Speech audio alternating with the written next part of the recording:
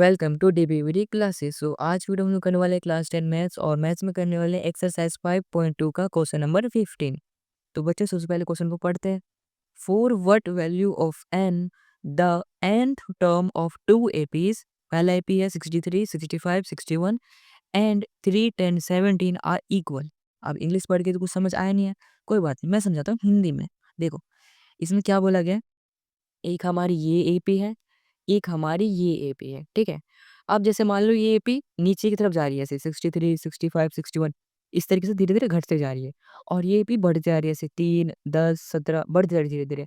तो क्या कभी कोई ऐसा टर्म आएगा जो इसमें भी मान लो 20 आ गया, इसमें भी मान लो 20 आ गया, यानी कि कोई ऐसा टर्म जो दोनों में ही सेम हो?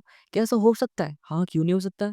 हो सकता है। मान लो 21 ही हो गया कि इसमें भी एक बार 21 आ गया और इधर बढ़ते समय भी 21 आ गया।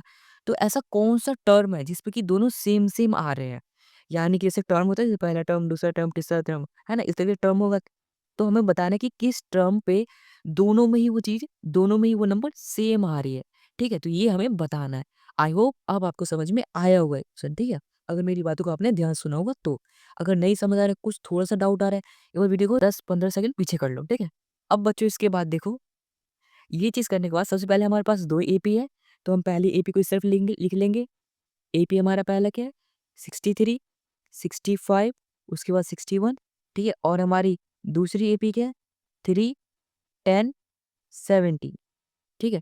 इस तरीके से हमारी यहाँ पर 2 एपी हैं, ठीक है बच्चों? अब 2 एपी है तो सबसे पहले थोड़ा-सा लाइन खींच लेते हैं, कहीं दोनों मिक्स ना हो जाए। इसमें देखो फर्स्ट टर्म यानी कि ए हमारा क्या है? 63, ठीक है? उसके बाद डी कैसे निकालते हैं? ए2 माइनस ए करके 65 में से 63 को माइनस कर देंगे तो हमारा कितना आ जाएगा बच्चों? 65 में से अगर हम 63 को कर देंगे माइनस तो हमारा आ जाएगा बच्चों 2 आ जाएगा, है ना? जब हमने 65 में से 63 को माइनस कर दिए, ये 3 है बच्चों, ठीक है? जब हमने 65 में 63 को माइनस कर दिया तो हमारा 2 आ गया यहाँ पर। इसका जो एन निकालना है हमें, नंबर ऑफ टर्म्स। यानी कि देखो, अगर दोनों का नंबर ऑफ टर्म्स सेम होगा तभी तो सेम-सेम आएगी, तो चलो हमने एन को एन ही ले लिया और साथ में जो हमारा ई-एन है, ए-एन उसको भी हमने ई-एन ही ले लिया, यानी कि ई-एन जो है उसको लास्ट में ई-एन ही ले लिया। ई-एन की मदद से ही तो हम फाइंड कर लेंगे एन टर्म को, है ना? कि हमने मान लिया कि ई-एन जो हमारा ई-एन ही गिवन है, ठीक है? अब सेम इस तरफ भी सेम ऐसे ही, ए क्या है हमारा? यहाँ पे देखो 10, ठीक है? उसके बाद डी क्या है हमारा? ई2 माइनस ए, तो 10 माइनस 3 हमारा कितना आ जाएगा? 7 आ जाएगा। उसके बाद एन को एन मान लेंगे और ए एन इसमें स्मॉल एन, ए एन को स्मॉल ए एन ही मान लेते हैं, ठीक है? उसके बाद बच्चों देखो, ले यहाँ पे लिखेंगे अकॉर्डिंग टू क्वेश्चन। अच्छा बच्चों आप एक बात बताओ, क्या आपको ये दोनों चीज़ समझ आई है? सिंपल सी चीज़ है। ए लिखा है, डी लिखा है और एन को एन मान लिया, ए एन को ए एन मान लिया, दोनों में से। ठीक है? अब अकॉर्डिंग टू क्वेश्चन लिख के मैं कर लेता हूँ थोड़ा ऊपर ताकि आपको तो दिखाए, ठीक है? ताकि कोई ना हो कन्फ्यूज़न। अब देखो इसके बाद बच्चों ए-एन जो है हमारा बड़ा ए-एन, ये वाला ए-एन, ये बराबर है छोटे ए-एन के, तो ए-एन बराबर ए-एन आ गया, ठीक है? बड़ा वाला ए-पी है, यानी कि एक ए-पी का ए-एन दूसरे ए-पी का ए-एन के बराबर है, इनकी लास्ट टर्म सेम है। तो क्यों सेम है? क्योंकि ये हमें गिवन है क्वेश्चन में, ठीक है? तो यहाँ पे लिख लेंगे गिवन। अब इसके बाद बच्चों देखो, सबसे पहले ए-एन, ए-एन का फॉर्मूला क्या होता है?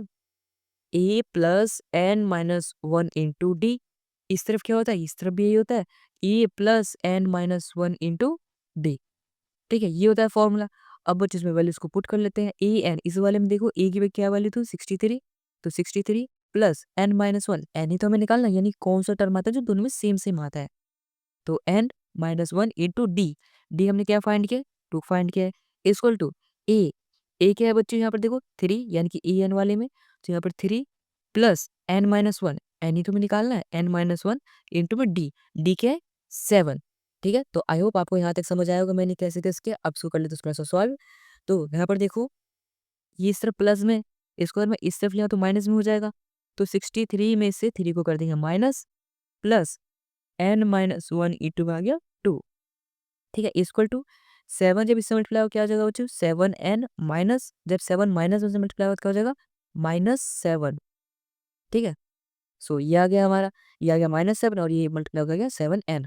और सेम यहाँ पर भी मल्टीप्लाई कर लेंगे, पर पहले 63 में से 3 को माइनस करेंगे, कितना आ जाएगा बच्चों? 60 आ जाएगा।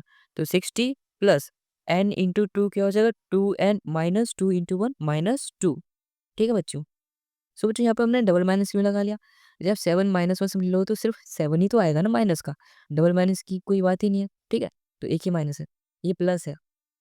सो बच्चों अब इसके बाद देखो यहाँ पे 7n-7 यहाँ तक आपको समझ आ गई। यहाँ पर 2n-2 है, यहाँ पे 7n-7 है। ठीक है बच्चों, अब देखो यहाँ पे ये क्या है 2n है, इसको अगर मैं इस तरफ ले जाऊंगा तो माइनस हो जाएगा 7n में से। तो उससे पहले तो नंबर को एक तरफ लिख लेता हूँ। देखो ये 60 है, 60 ये -2 और ये -7 को राइट साइड से लेफ्ट साइड लाऊंगा तो क्या हो जाएगा +7 और यहाँ पे क्या बचा 7n और यहाँ पर ये जो 2n था इसको अगर मैं लेफ्ट से राइट लेके आऊंगा क्या आ जाएगा बच्चों, ये आ जाएगा माइनस का 2n। ठीक है, आई होप आप यहाँ तक आपको समझ में आ रहा होगा। अब इसके बाद बच्चों देखो यहाँ पे 60 में से 2 जाएगा 58 हो जाएगा। ठीक है, और 58 में 7 को ऐड करेंगे तो क्या आ जाएगा हमारा 65 आ जाएगा। और इस तरफ 7n में से 2n को माइनस कर देंगे तो हमारे कितना बच जाएगा बच्चों 5n बच जाएगा। ठीक है, अब देखो इसके बाद यहाँ पे अब 65 है और यहाँ पे देखो ये n मल्टीप्लाई में है। n को अगर हमें यहाँ पे निकालना तो इस 5 को सब डिवाइड में भेज सकते हैं इसके नीचे।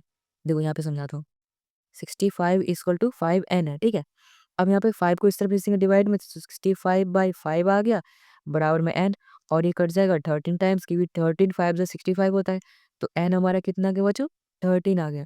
यानी कि वो 13वां टर्म है दोनों एपी में जिस टाइम पर उनका जो है n यानी कि नंबर ऑफ टर्म्स कौन सा 13वां है जिस टाइम पे वो दोनों सेम सेम आ रहे हैं। तो हम यहाँ पे क्या लिख देंगे 13th term of both APs are equal. 13th term of both APs are equal यानी कि दोनों एपी का 13वां टर्म जो है वो सेम सेम है। ठीक है, तो आई होप आपको समझ में आया होगा हमने कैसे किया, आपको बिल्कुल अच्छे से बिल्कुल पूरा कॉन्सेप्ट समझ में आया होगा। आया है तो इस वीडियो को लाइक कर देना, चैनल को सब्सक्राइब कर देना और वीडियो को अपने दोस्तों के साथ भी जरूर शेयर कर देना। And thanks for watching this video.